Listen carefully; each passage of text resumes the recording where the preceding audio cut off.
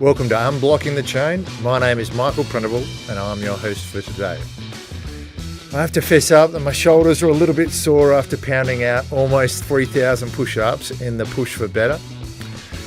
Drew completed all his push-ups in one day. The interesting thing about this, Manners, is that he used AI to develop a program to get it all done. The algorithm encouraged him to do 15 push-ups every minute. He broke this down to 100 sets in the morning, followed by 100 sets in the afternoon. What the algorithm didn't tell him is that he'd be walking around like a gorilla for the next 4 or 5 days. But he got it done. Anyway, without further ado, I'd like to introduce our guest for today, Tim Whybourne, the managing partner of Emanuel Whybourne Loehr. Welcome, Tim. Thank you, and I'm glad I'm sitting here in Brisbane, and you can't make me do any more push-ups. So, no, but thank you very much for having me. I'll look forward to the discussion. Bris Vegas, it's beautiful one day, perfect the next. I'm jealous, Tim. I was up there a couple of weeks ago for the DECA conference, and not in Brisbane, but in the Queensland, that is. And it's a beautiful place, so all good. We also have Manners here today that's going to be chiming in with a few questions and a few comments. Yeah, I'm just relieved I didn't have to do any of these push-ups either. Oh, Manners. I'll tell you. For a good cause. That's right. With my push-ups, I've actually fallen 200 push-ups behind. And so today I've got to pound out about 420 to catch Well, up. there's plenty of room in the studio here, Critter, so don't go anywhere afterwards. I'd love to film a few. Manners, we do have YouTube filming. I'm not sure my push-ups have got the form of someone like Drew. Turn into a fitness podcast. No, exactly. Okay, let me do a summary of Emanuel Whybourne Loehr. So Emanuel Whybourne Loehr, aka EWL, we'll refer to them as, was founded in 2020 and is a boutique wealth management firm that with offices in Brisbane, Sydney and Melbourne. Tim will talk about Perth later. They specialise in delivering bespoke investment and advisory services to high net wealth individuals, families and business owners, offering global investment options, private lending, estate planning and legacy-focused approach grounded in decades of financial services experience. The firm is recognised for its agile, transparent and client-centric approach, intentionally avoiding the bureaucracy often seen in larger institutions. This allows them to deliver highly personalised strategies that span multiple asset classes and global markets, with a strong emphasis on flexibility and responsiveness to individual client needs. This client-centric and flexible approach has allowed EWL to actively endorse holding a percentage of the portfolio in cryptocurrency, henceforth why we've got Tim on Unblocking the Chain. This is in contrast to other wealth management firms who maintain the stance that they cannot advise on crypto and therefore do not directly offer their clients allocations. To spread the message and deepen relationships, EWL shares their insights on a podcast called The Exchange. Finally, EWL has been active in the wealth platform space, partnering with partners like CFS Edge and Fidelity International. I think Tim also mentioned they're with Premium. There's a hell of a lot of questions I have. But let's start with going back to the beginning. Tim, tell us how Craig Emanuel, Ryan Loehr, and yourself came to found Emanuel Whybourne Loehr. Yeah, no, thank you very much. So I guess it all started 5 years ago, the brand did, in the middle of COVID, but there was a big backstory before that. So being a wealth management firm, our business doesn't really matter what name's on the wall or what building you're sitting out of or what city you're sitting out of. Your business is your client book, which is your client. So without your clients, you don't have a business. So we've had the same core bunch of clients for over kind of 20 years now. Obviously, we've built on that, but many of the clients that we picked up started with 20 years ago whilst at UBS and Macquarie and CBA and various different businesses, are still very much with us today, and we've just grown on that. So I guess the story probably starts roughly 16, 17 years ago when I was still living in Sydney. So I grew up in Sydney. I'd been kind of 3 or 4 years out of university where I did agricultural economics. I tried a few things. I always knew that I wanted to get into finance, but didn't know exactly what. But I started at CBA just on their incoming calls desk, and quickly worked out that that's not what I wanted to do. So soon went to a CFD provider. So probably a bit more interesting on the sales side, but I soon realized that again, they're just by nature of what CFDs are, and if you're not familiar with what CFDs are, they're very punchy equity instruments where you can take obscene amounts of leverage on Australian or international stocks. Realized that wasn't what I wanted to do either, because the relationships you develop there are typically pretty short, given that most people they're amateurs, and they might come. It was very small ticket stuff. They might come with $500 or $1,000, and we saw a lot of people blow themselves up pretty quickly there, and so I didn't want to do that. So I was there a bit. Then kind of realized I had to take a step backwards to take a step forward. So I kind of took a step back in pay to accept a role at UBS as an assistant, UBS Wealth Management, the Swiss bank at the time, and lucky enough at that time to partner up with Craig Emanuel, who's now my business partner. So 17 years ago, I started working for Craig. He kind of took a chance on me in the industry, and I'd like to think that worked out pretty well for him in the end. But fast forward kind of 2 years, I was the youngest associate advisor on the floor there out of 150 advisors across all cities. We were given the opportunity to move to Brisbane during that time. So the UBS Brisbane office, there was a lot happening up there. It was a very underrepresented market in that there's a lot of wealth in Brisbane, and there just wasn't much sophistication in the advice network there.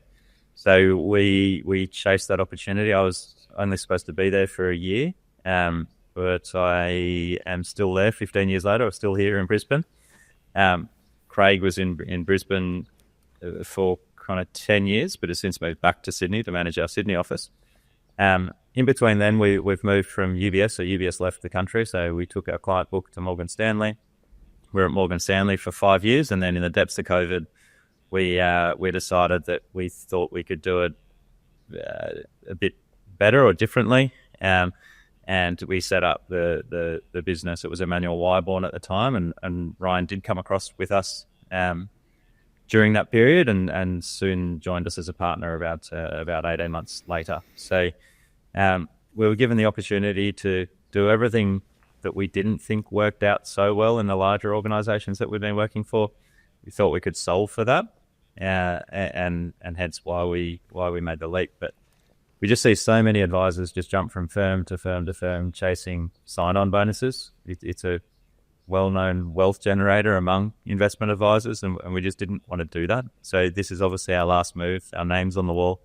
Intend on being here for a very, very long time. Always joked, even if I had all the money in the world, someone would have to manage it, and may as well be me. So I think we do have a lot of benefits of sitting in this chair, and it's one of the exciting things for me is not only generating wealth for our clients, but we obviously see a lot of the opportunity along the way too. So co-investing with our clients, which is just a lot easier as a private wealth manager in a boutique, as opposed to working in a larger firm. That's actually, you wouldn't think that investing alongside your clients would be a conflict, but certainly a lot of the places I've worked in perceived it that way. So I couldn't actually invest alongside our clients, which I always took issue with.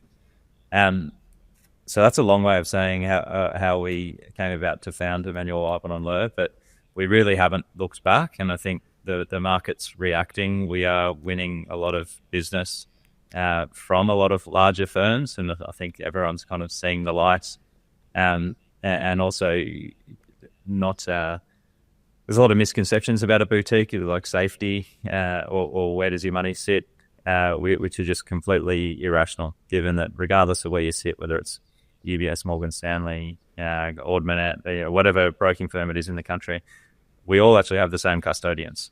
So it actually has nothing to do with it. So yeah, that's a bit about us and where we came from. Give us a bit of an indication of your role as the managing partner, how that came about, and what's your main focus? What are you looking to drive within the business? Yeah, so technically there's two managing partners. So I guess technically I kind of lead the Queensland strategy, and Craig leads the southern strategy. We really do have quite a flat structure though. So it's we have a lot of input from all staff, and not just the partners. So we are all really taking into feedback from everyone and their views and what they're seeing, and trying to incorporate that into our strategy. But at the end of the day, our role is to keep clients happy. And if you keep clients happy, you don't lose clients. So that's the number one job.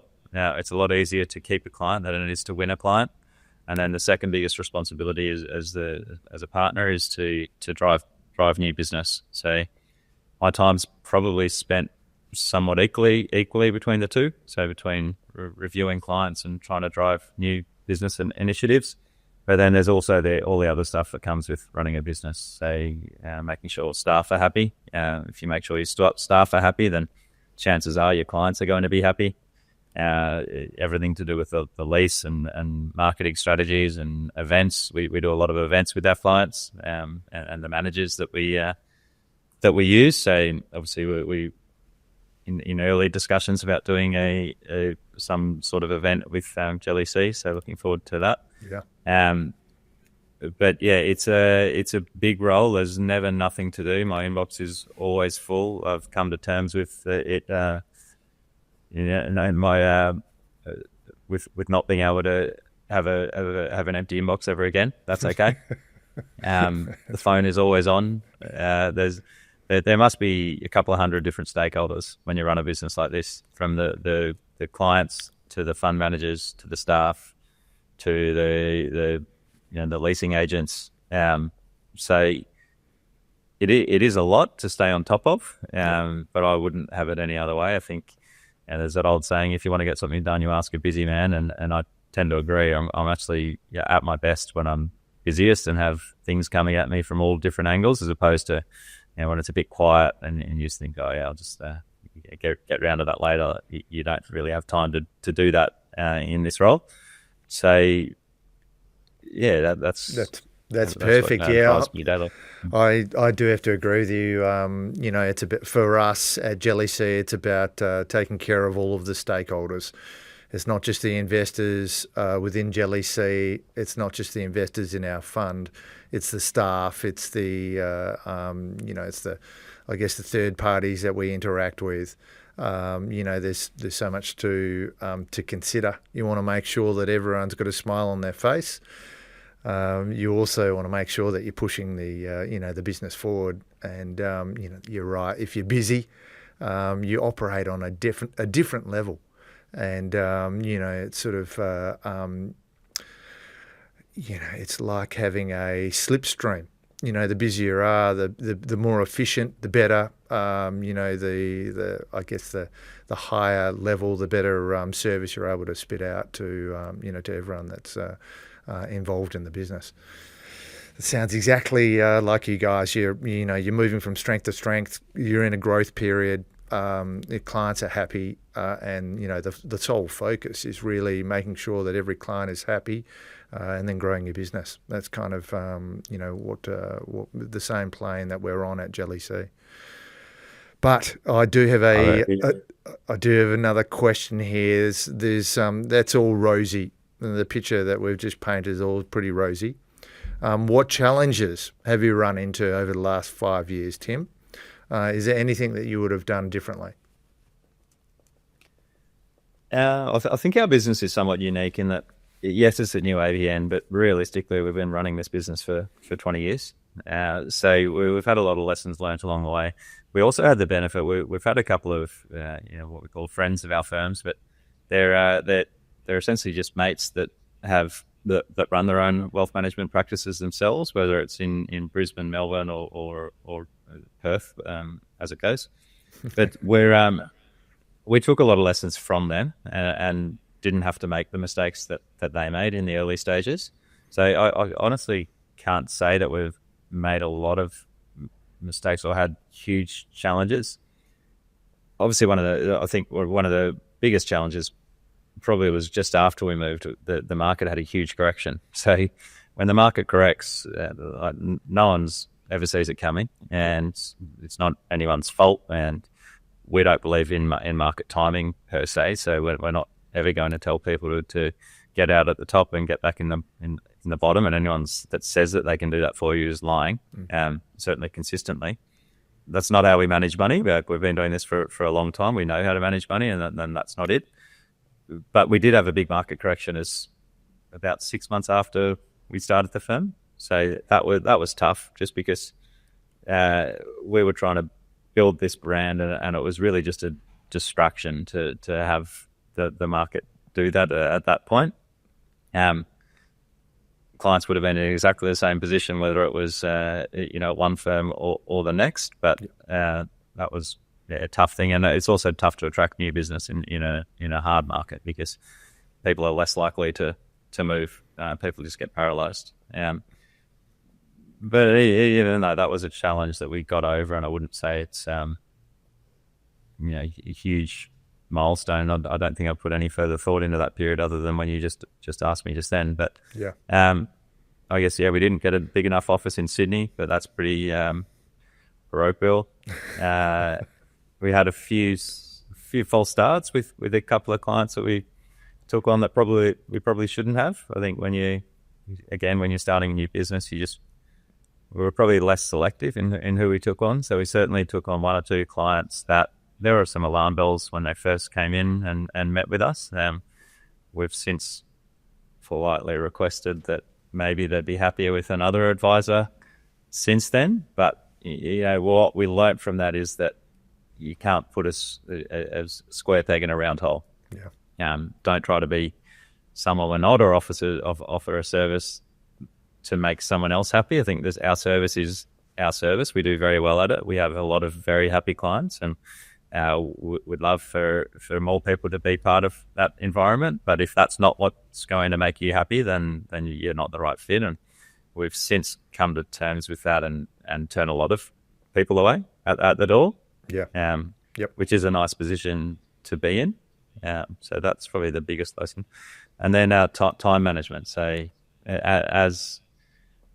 we've got a kind of a flag up for asset managers that says we run a lot of money, we make our own decisions, and if you are a products that or a funds that we like, then potentially we can allocate a fair bit of money to you. So as you can appreciate, that means that our phone never stops ringing with fund managers wanting to get in front of us.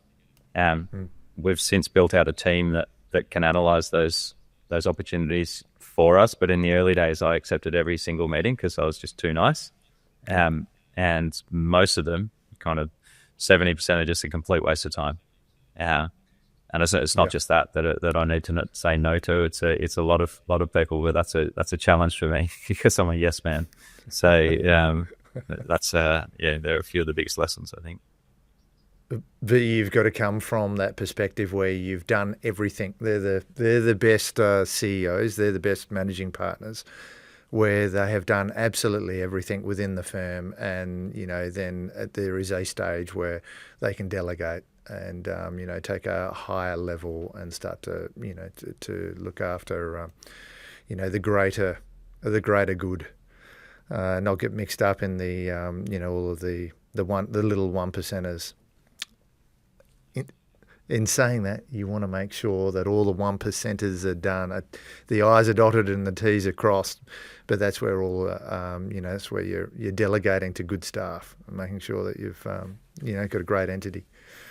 Yeah, sense. And we are extremely lucky in our staff. I think the comment gets said all the time how good our staff is, and even to the point where they're kind of joking that they're going to poach them. But no, we've been very lucky along the way with the staff that we've got on board now, and very happy with how it's all going.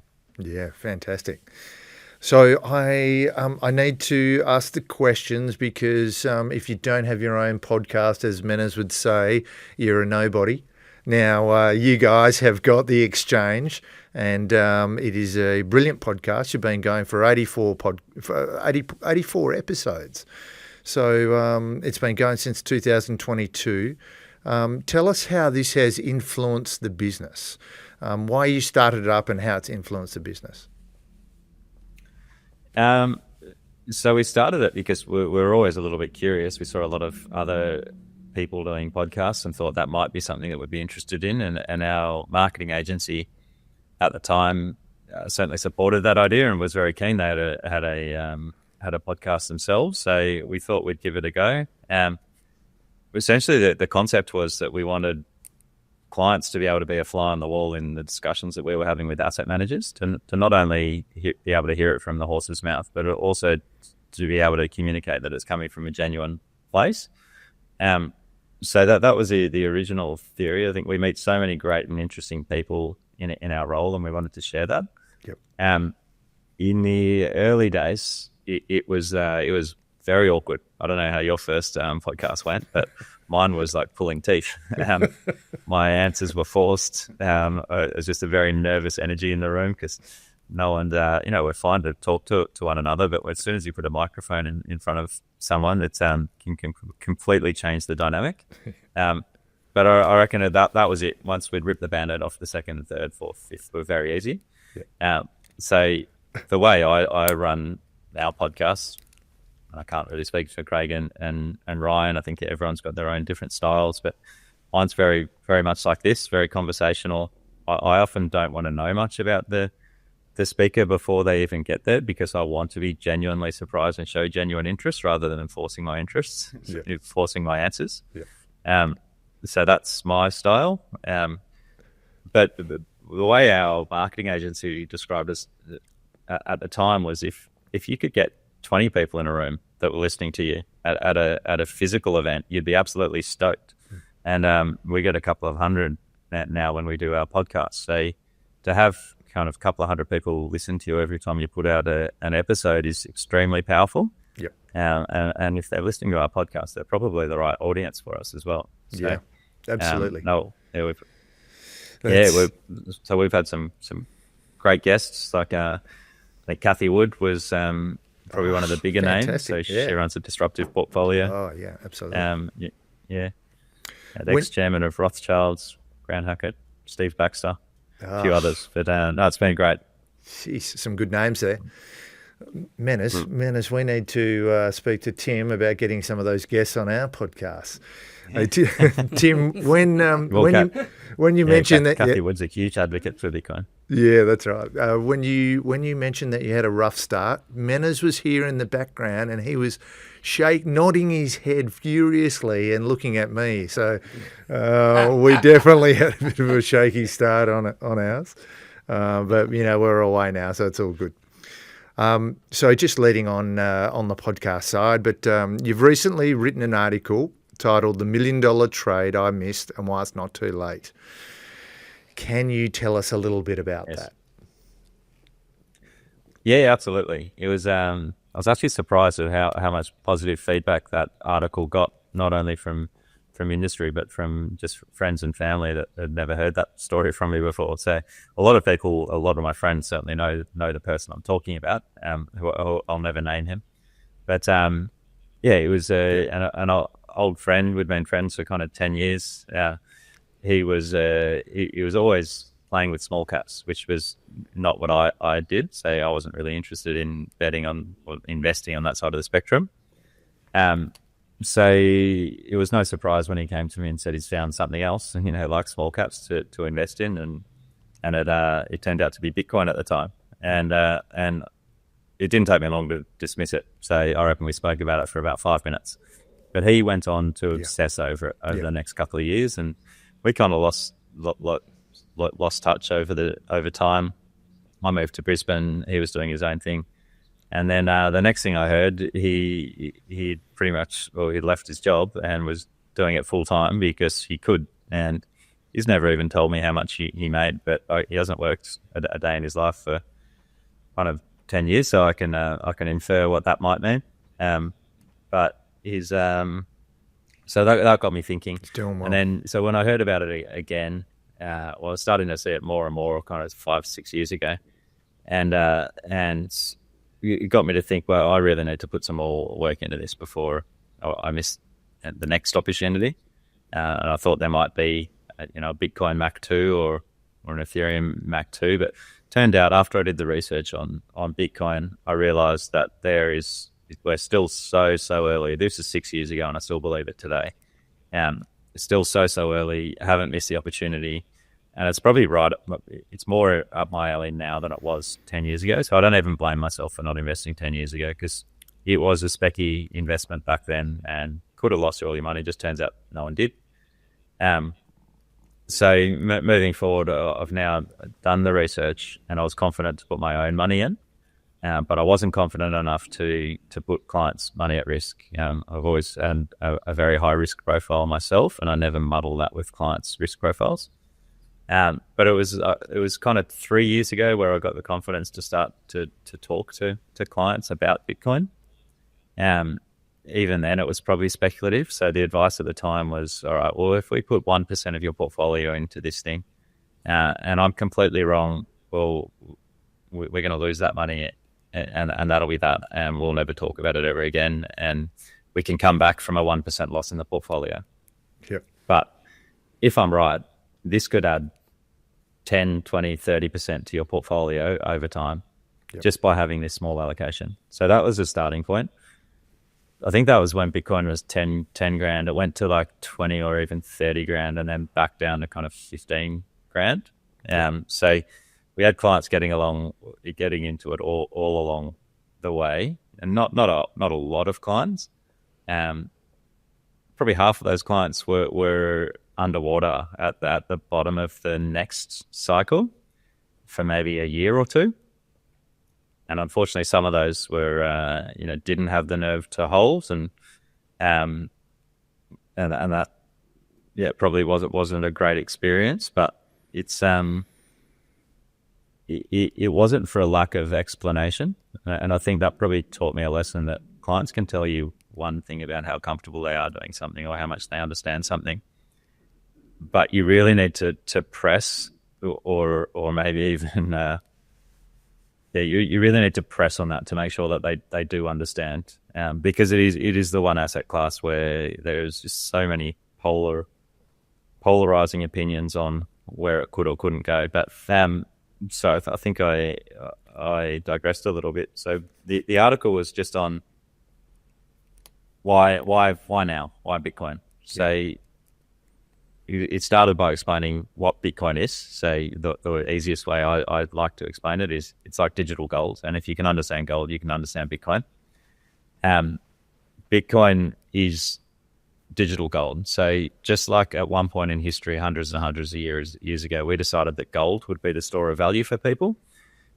It's now happening now in real time with Bitcoin. So there was a point in time where if you tried to pay with a block of gold, the shopkeeper or whoever you're trying to barter with would say, why would I want that? That's a rock. Go and get me a chicken or a piece of wool that I can use to keep warm. Like, what can I do with a gold rock?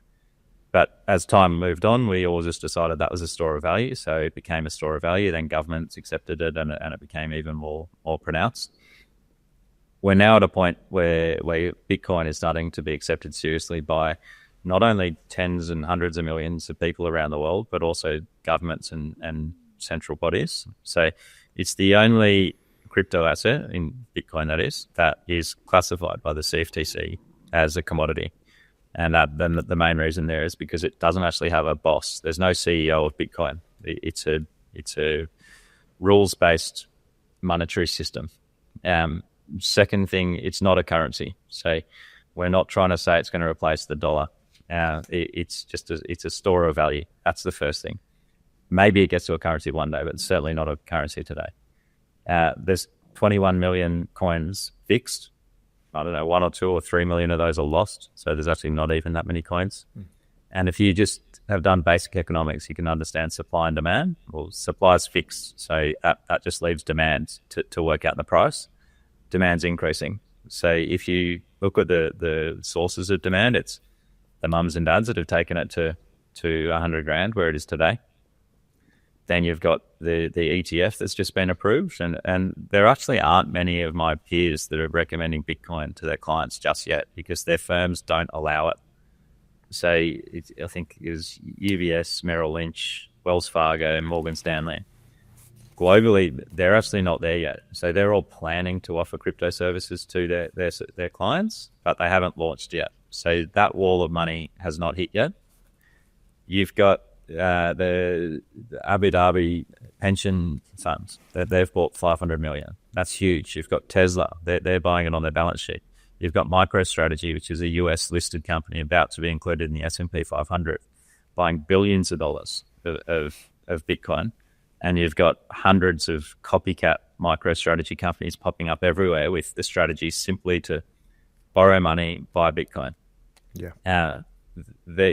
This year, in the next 12 months, moving further in the US, you've now got 3 US states. So since I published that note, there was no US states that had approved Bitcoin in their state wallet. There's 3 now. Yeah. New Hampshire, Arizona, and Texas, and there's a number of others planning to take that vote. Yeah. So that all these things are happening incrementally that nobody's talking about outside of channels like these. Yep. So it's to me, it's an absolute no-brainer when you've got that fixed supply, and then you've got all those drivers of demand I just spoke about. The pressure is just mounting. So I just can't see how it doesn't explode at some point in the not too distant future. What I didn't touch on was the other crypto assets, which we're also advocates for. But I think that if you want the gold standard, in inverted commas, or the best risk-adjusted return, I think it's Bitcoin. Tim, listening to you talk, I feel like I'm short Bitcoin. I feel like I don't have enough on. No, it's very good. Well, Tim, what was some of those? Can you expand on some of those other assets you mentioned? Yeah, so Bitcoin's obviously the store of value. It's one spot in the crypto universe as the store of value, and maybe it moves on to be some sort of currency at some point in the future, or serve some sort of currency function. But there are a couple of other main ones that also have utility. So the next biggest is obviously Ethereum. That's the next biggest everyone talks about. This one also has an ETF, albeit it wasn't nearly as efficient. Sorry, it wasn't nearly as popular as the Bitcoin ETF was.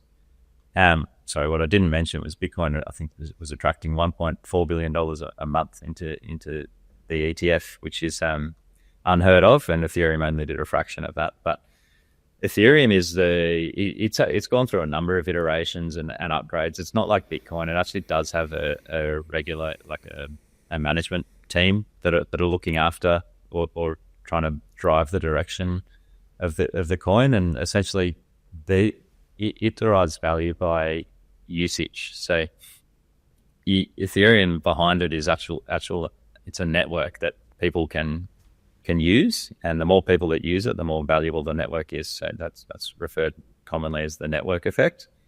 So if you're a cloud-based business or a business in the real world doing absolutely anything, you can choose to launch your business on Amazon or host your information in an Amazon server somewhere, or you can go and build your business in crypto land. And Ethereum is often the most common rails to facilitate that, as it's not the fastest and it's not the cheapest, but it's the most reliable and the most secure. So if you're a big brand, then that's probably what you're going to go for.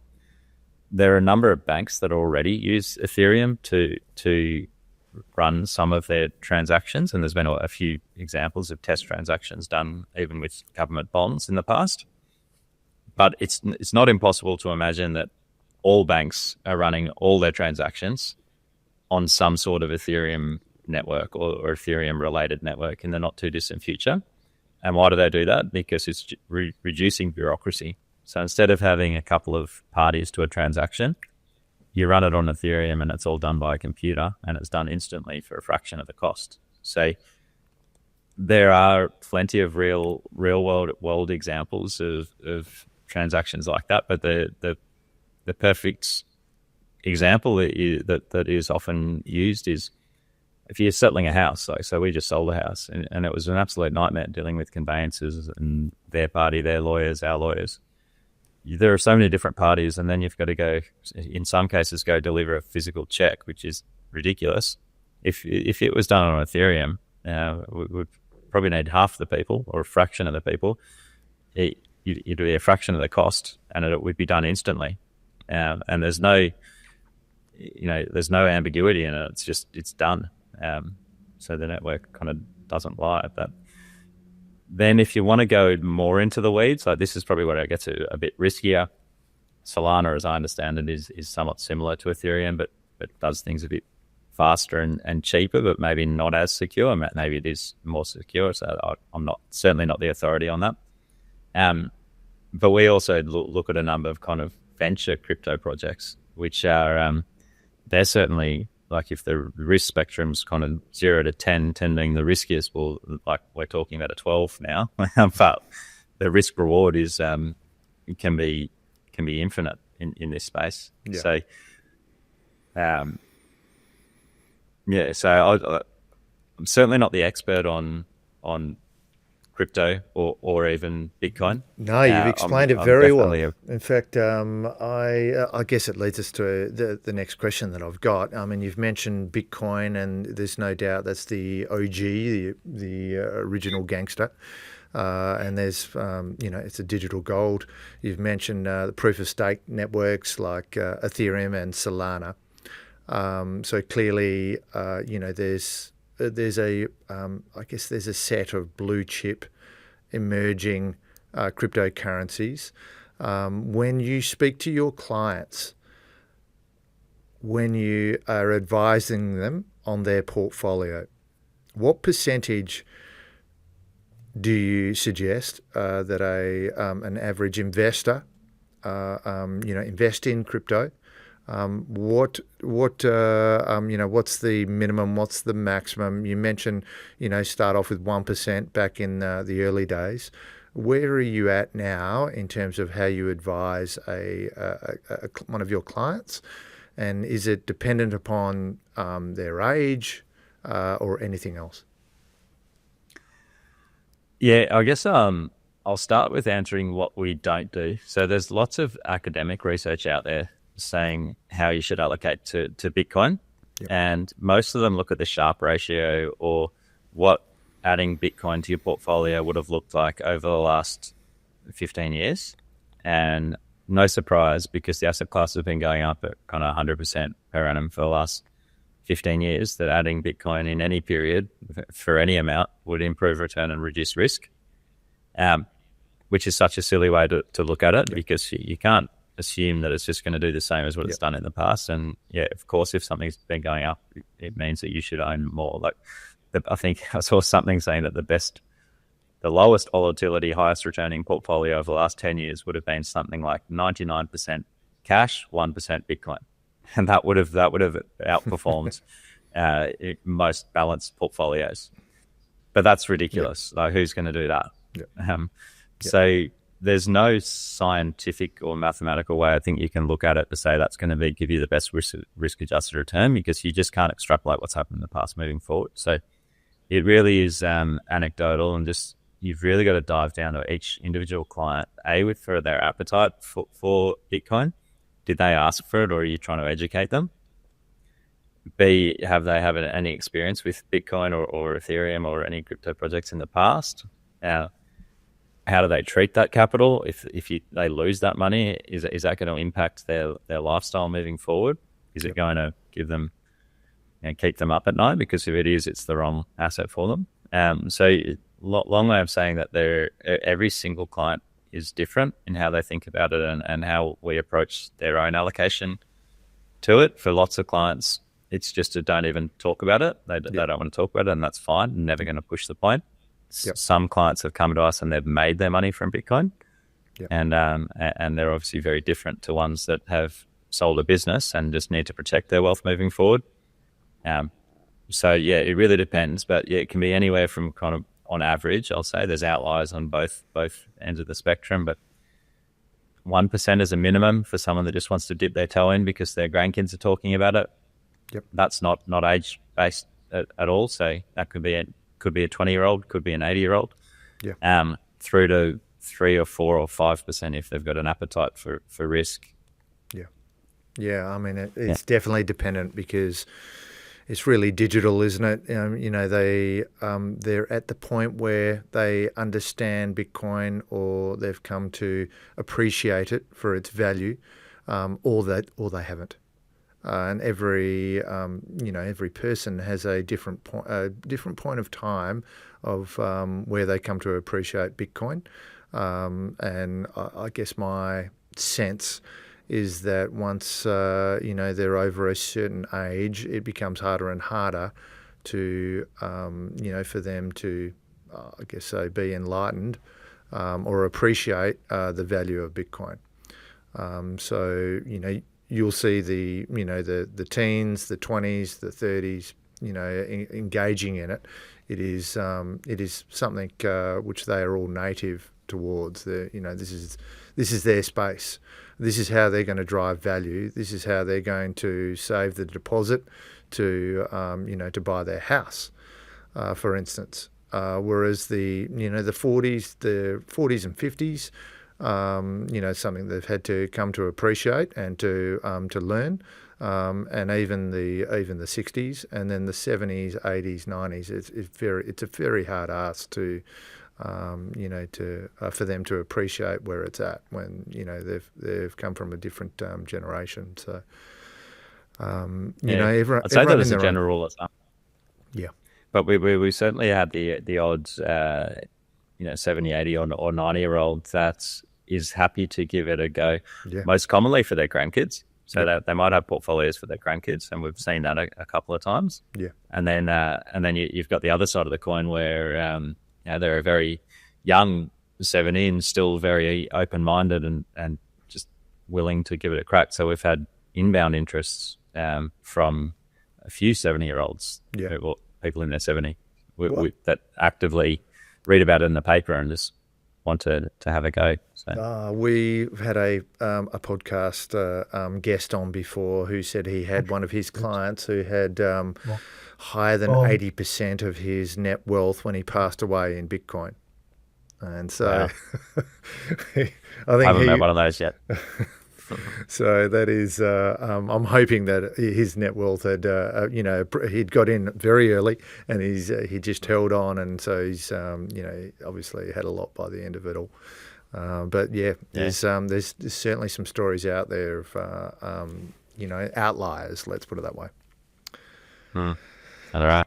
Let's move forward. I've got on that topic, when we talk about accumulating a position, and you've talked about between say 1% and 10% potentially, we have different ways of getting into that position, and you can either go out and buy it all in one hit, or you can dollar cost average in over a significant period of time.